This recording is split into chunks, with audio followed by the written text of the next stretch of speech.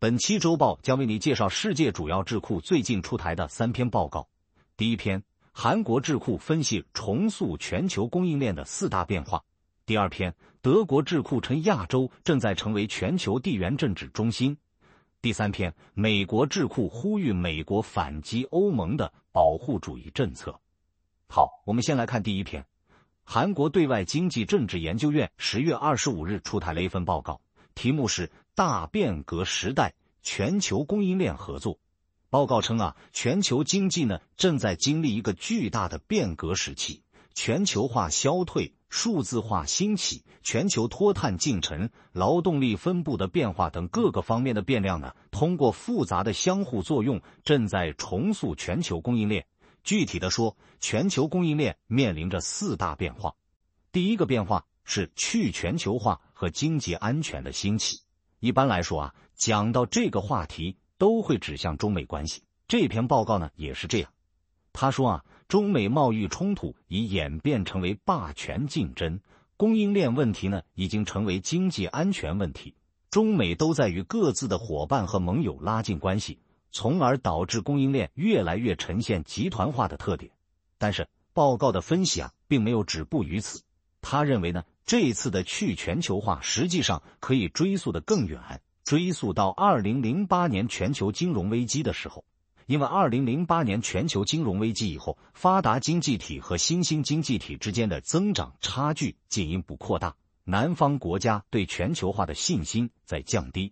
而在发达经济体内部，收入不平等和失业等问题也加剧了政治紧张局势，导致了所谓国家保护主义的兴起。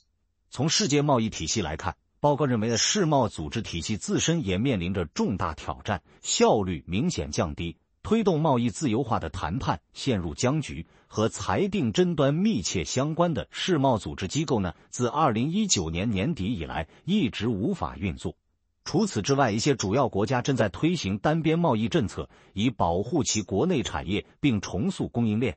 应该说欧盟对中国电动汽车加征的关税就是其中的一个例子。报告说的第二个变化是数字化创新的加速。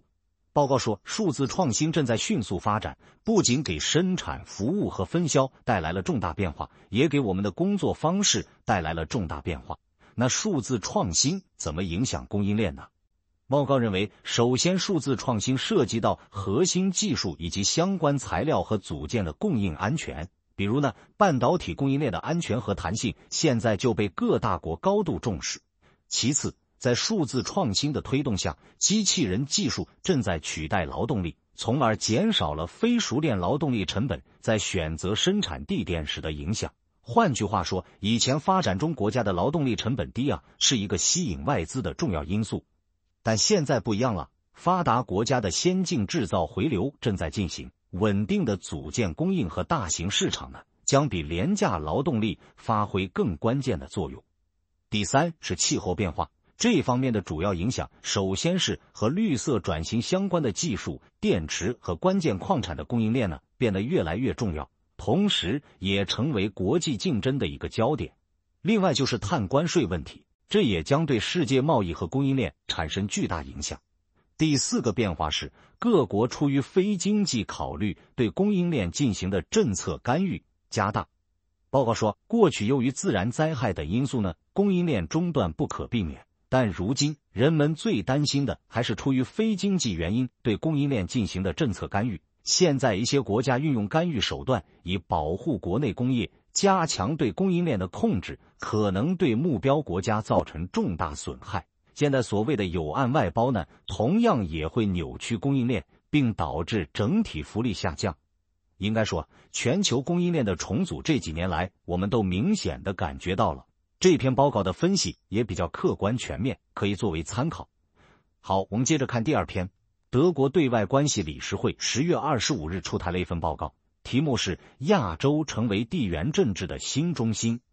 这篇报告指出20世纪下半叶，欧洲是世界的地缘政治中心，亚洲今天正在迅速地扮演这一角色。亚洲的安全、经济、技术和生态动向将决定全球事务，亚洲发生的事情将决定地缘政治，亚洲地区事务与全球政治之间的互动将是当今国际事务中最重要的变量。报告说，现在全球20个增长最快的经济体当中呢，有一半位于亚洲，创造了全球2/3的增长，占全球 GDP 的40%。亚洲经济体的创新促进了数字化和绿色技术等全球核心趋势的发展，而且这些趋势在亚洲的应用速度比西方国家更快。到2030年，亚洲中产阶级包括中国和印度，这个规模呢，预计将达到将近23亿人，占未来世界中产阶级人口的最大份额，大约 88%。另外，亚洲还拥有世界10大常备军中的7个，还有9个核武器国家中的7个。美国在亚洲有5个正式的条约盟友，目前在该地区部署的美军超过了35万人。报告说现在亚洲发生的事件呢，正在驱动全球事务的许多核心动向，尤其体现在大国竞争、经济全球化，特别是贸易自由化还有科技创新等方面。总之，亚洲已经从地缘政治价格的接受者转变为价格制定者。这样的局面呢，产生的一个直接后果是亚洲事务中的核心战略困境也成为全球政治中的核心战略困境。那报告说的这个核心战略困境到底是什么呢？报告说就是没有一个国家愿意在相互依存和国家安全之间做出选择，因为相互依存带来的是繁荣和创新，但可能导致依赖和不安全。现在的情况是，国家必须在两者之间做出一定的选择，所以呢，安全竞争和复杂的相互依存关系，它们之间的这种紧张状态，就是本世纪亚洲的核心困境，也是全球政治的核心困境。最近，中美在亚洲的安全竞争正在加剧，并可能在许多意外或有意的情况下呢，升级为对抗。在这种情况下，亚洲的这种核心困境将更加突出。那其他亚洲国家对此什么反应呢？报告说大多数亚洲国家希望避免在中美之间做出选择，同时呢，也不希望中国或美国任何一家能够主导亚洲。对于大多数亚洲国家来说，中国在经济和技术上变得更加重要，而美国在军事上变得更加重要，同时呢，在经济和技术上也很重要。所以亚洲国家呢，着重推动多元化的、增加弹性和选择性的经济和安全战略。与此同时，这些亚洲国家之间的贸易和安全联系也在快速发展，并且达到了历史最高水平。换句话说在中美之间走中间道路的国家也在形成一个整体，这是中美竞争背景下的一种新趋势。应该说这篇报告的观点有一定的新意，特别是关于亚洲当前核心战略困境的分析尤其值得我们思考。好，最后我们简单看一下第3篇。美国信息技术与创新基金会，也就是 ITIFF 10月21日出台了一份报告，题目是是时候重置美欧技术与贸易关系了。这篇报告火药味很重，主要观点呢包括3个部分。